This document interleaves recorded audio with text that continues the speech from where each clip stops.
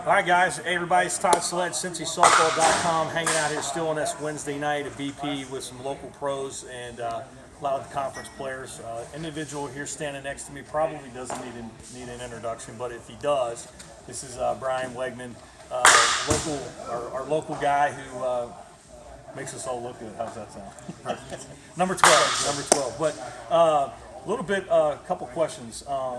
Big team changes this year, different sponsors, different involvement with that. Ask you a little bit about that, and then talk a little bit about what you do in the winter to prepare yourself physically, mentally, to get ready for what's like would consider, I guess, would be the duels kind of when you guys first get out and do different things. So if you saw the back of his hat, you would see the changes he's about ready to talk about. So yeah, I turned around for the interview. But...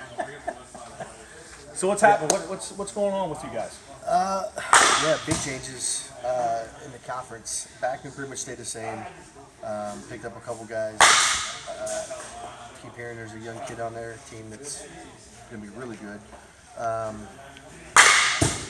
As far as Rismondo from last year and the scene from last year, there's a big change, a little flop. About 6 of the mainstay Rismondo guys been with them for probably 10 years, went to the scene. Rismondo, sponsor-wise, joined us with the old Smash It crew. Right. Smash It is now with the scene, as far as the sponsorship goes. And then we picked up Sanchez, Howie Krause, Greg Connell, BJ Falk, and Bubba Mack. Hopefully I didn't miss anybody. So Nice. we added a bunch of pretty good hitters. I was gonna say those dudes can whack it. Yeah. They can definitely whack it. Especially, I tell you what amazes me. I'm kind of a sidebar is Howie Krause still murders the shit out of him. Yes. I mean, he always did. I remember as a kid watching him like at the Springfield Stros. Yeah. And the guy hasn't changed. I mean, the bat looks like it's like a Feather. like a feather, like a chair leg on it. So it's cool. Yeah. But a lot of great leadership, probably a lot of just great mental experience that he brings. With that, I tell you one guy you got on your team, Kyle Pearson. Freak. Yeah, complete freak. Absolute freak. Yeah, he is. He's a big boy, man. He's a big kid, and I say kid because I think he's 24, Right. 23. Exactly. And he is, man. You don't you see him on the field, and you're like, oh, big dude. You go up and stand next to him, you're like, all right, his legs are the size of my waist. He is, man. He's going to be the real deal for a long time. That's for sure. That's He for sure. absolutely whacks it, and I think he teaches him baseball. Really? So Really? he lives in one of these facilities pretty much.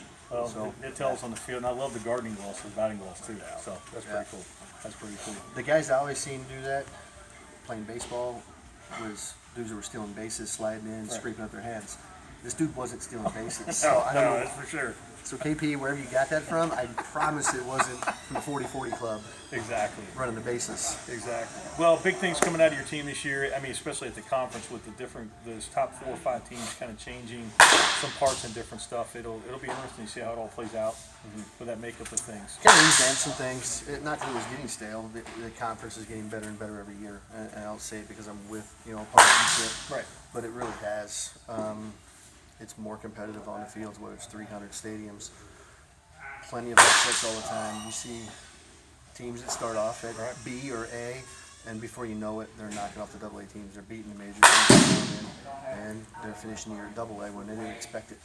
I'm only laughing because I was just kind of thinking, there was a team here in town called Premier. Yep. Yeah. Pretty yeah, good. Heard of them. Pretty good. Heard of them. Heard of them, for sure. Yeah, no, and they're following the same lines. They're joining the conference this year. So there's a bunch of those teams. It happened in the conference, not just out of the conference last year. For example, the 2 of the teams playing in the World Bracket Final of the World were in the Final 4 of the C the year before. Exactly. And obviously picked up a few players here and there, expected to go B, and next thing you know, they're running through 8 teams. Right. So that's kind of the way the conference has gone the last few years, and That's the way it's the way softball should be. I mean, that's the way we grew up, and that's you achieve to get to the highest level and see what happens with that. I've known you a long time. I hope this is not putting you on the spot, but kind of putting you on the spot. when am I retiring? Different weight change. Oh yeah. A lot thinner. Is it reason for that? Just kind of do something, a little direction on the body, or I tried. okay? Well, I didn't want to go this day. Well, I'm back up close to where I want to be now. 2 summers ago, I'm like, all right, it's getting tougher and tougher. So as the year went on, I was like, by the time we get to Disney, I want to be 225, 230. We're in Disney at 230, championship game, Saturday afternoon. I was like fifth inning, doing my hammer out, coming off the field. So that was a long winter, not doing legs, everything else. And if I don't have the frame that if I don't do heavy deadlifts, heavy squats, I can't carry that kind of weight. And so by the time I started to get healthy last year, I blew my knee out in Columbus.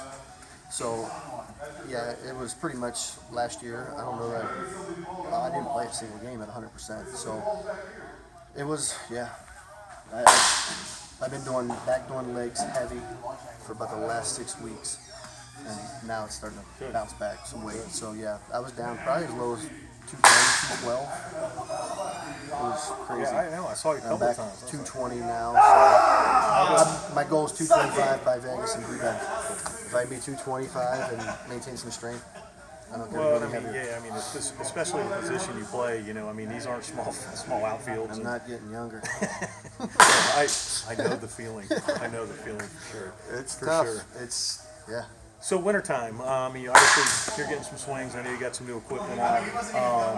You know, what actually goes through your mind? Do you think about like what you want to accomplish, what you want to do in the season, or does that all kind of wait till it gets a little bit closer? I mean, do you think about the game at all? No. In the winter? No, not a whole lot. It's more about training and what I want out of myself from the start to the end of the year.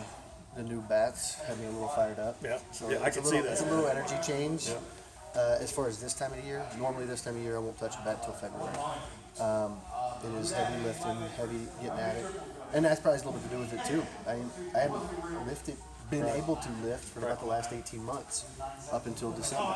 So now that I'm back, it's rejuvenating me a little bit. Cool. So, but yeah, the new equipment, so it's gonna be a lot of fun. Yeah, it looks like it. Looks like good We've stuff. always been, with Easton, we've been the durable bat. You're gonna be able to use it every BP, every game for like the last 5-6 years, and it'll get good. You just have to stick with it.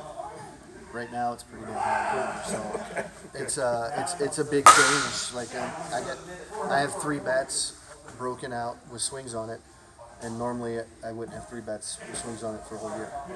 So if that tells you anything, I'm pretty fired up. Good. Well, you hear it. I mean, you can't tell, even though your name's on it. It's a good product. I've always been biased, but I had to choose my words wisely when I talk about Easton products before. And not that it was bad. You had to stick with it. Right. The loyal guys got stuff. It wasn't instant gratification with an Easton bat. You had to earn once it. Once they got going, they got going. Yeah, that's for sure. A little bit of twist. Last question. Switching hats. USSSA, Cincinnati and Ohio. I know you've been looking at doing some things differently. Just with things, you want to talk a little bit about what you're looking forward to as far as the GSL program. Yeah, it's how do you want to say it?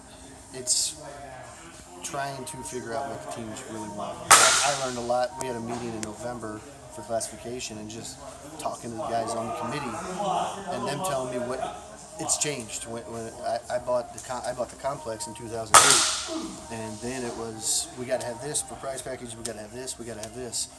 And in October, it's kind of reverted. It changed. Right. Teams are becoming more budget conscious and less worried about all the money up front. So we are changing up some things. It might be less tournaments with more awards. As far as getting teams to world, states, whatever, cheaper. That is the goal.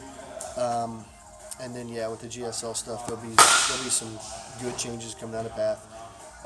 The dual registration's taking off across the country now. Exactly. GSL, it's going to grow immensely, probably 50%, 500%, whatever you want to call it, from the registration side, but also from the tournament side. The directors are running them. Even you're seeing it in the South right now. We don't, because it's miserable here. But you're starting to see the growth and the progression of the GSL side of things. And then when we move into have a world location in Panama City, a destination location like that is going to highlight the GSL. Yeah, absolutely. We'll keep the one in Columbus. The one in Vegas and off last year, they turn teams away. And in my mind, we never should turn teams away for a world. So changes for that. Vegas is going to grow. And then, I'm anxious for it. From the U-Trip side, probably going to be last year at Disney and moving to Vieira, which is going to be phenomenal. I mean, that's going to be a lot of fun. Looking forward to that. Absolutely. Absolutely. So, and that'll rejuvenate some teams too that maybe Sure. get tired of going to Disney. So, it'll there's some good things in the pipeline from the U-Trip GSL side for sure. Cool. Great. Well, we're excited about it. I appreciate all the time you gave us. I know how busy you are, for sure. But look forward to seeing Brian out on the field again. A lot of changes with their team, different things with USSSA. Hey, we were just talking a few minutes ago. 7 weeks to get away from a tournament at your ballpark. I mean, 7 weeks. Yeah. It's crazy. It's nuts. It's No, crazy. it is. So I know, but the park will be ready. I know Dave does a good job. You guys are always ready for that. Teams look forward to it. So, all right.